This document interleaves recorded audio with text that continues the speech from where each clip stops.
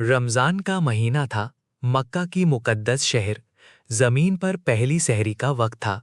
फजर की आज़ान सदाएं में गूंजने लगीं। मक्का में रहने वाले लोग आवाज़ सुनते ही बैतुल्ला की जानिब जल दिए।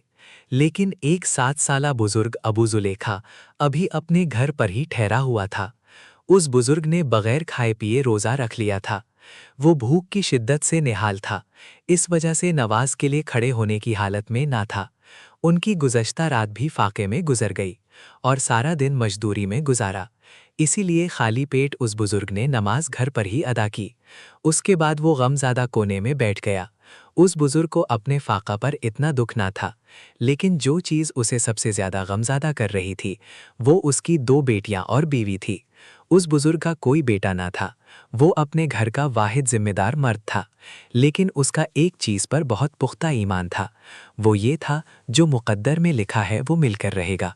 उसकी बीवी कुलसूम कहने लगी, अबू जुलेखा, आज तीसरा दिन है, हमने खाने को कुछ देखा तक नहीं है। आज के दिन भी बहुत गर्मी है और सबने रोज़ा रख लिया। हम तो सब्र कर लेंगे, लेकिन हमारी 2 बच्चियां भूख की शिद्दत से आजिज़ हैं। भूख से उनका बुरा हाल हो रहा है। आप अल्लाह का नाम लेकर घर से निकालें, शायद अल्लाह तबारक व ताला हमारी रोज़ी का कोई बंदोबस्त फरमा दे, ताकि शाम को हम रोज़ा इफ्तार कर सकें। अबू जुलेखा ने बीवी को तसल्ली दी और कहने लगा, मैं जा रहा हूँ और अल्लाह ज़रूर मदद करेगा। कुछ ही देर में सूरज तुलू हो गया। अबू जुलेखा घर से निकला, लेकिन उसे कहीं से कोई रोजगार नहीं मिला। दिन गुजरने के बाद गर्मी की शिद्दत में इजाफा होता जा रहा था, लेकिन उसे कोई भी काम नहीं मिला। वो मायूसी की हालत में मक्का की गलियों से निकला और चलते हुए एक वीरान जगह पर पहुंच गया। मुसलसल पैदल चलकर बहुत ज्यादा थक चुका था। वो जमीन पर बैठ गया और वो गहरी सोच में था।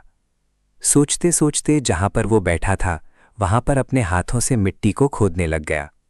दिल ही दिल में कहने लगा कि आज भी कोई मजदूरी नहीं मिली तो वो घर वालों का कैसे पेट भरेगा। अचानक मिट्टी खोदते खोदते उसका हाथ नरम मुलायम चीज से टकराया। उसने हाथ बढ़ाकर बाहर खींचा तो देखा तो एक रेशम की मुलायम थैली थी, जो सोने के सिक्कों से भरी हुई थी। उसे थैली को देखते ही जैसे उसकी भूख प्यास परेशानी सब दूर हो चुकी हो और उसकी आंखें खुशी से चमक उठीं।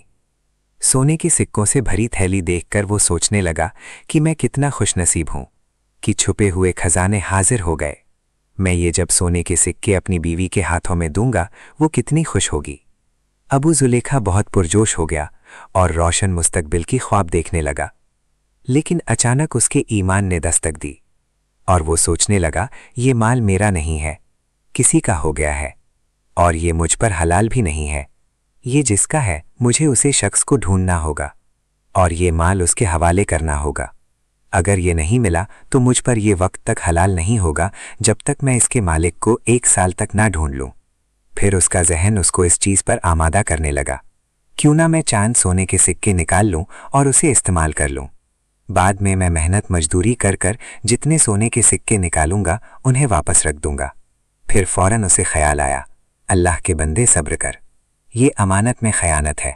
उम्र के आखिरी हिस्से में पहुंचे हुए हो और अभी भी हेर फेर कर रहे हो। उसने अपने ख्याल को दिल से झटक दिया और इरादा किया, जब तक उस थैली का मालिक नहीं मिल जाता वो उसमें से एक भी सिक्का इस्तेमाल नहीं करेगा।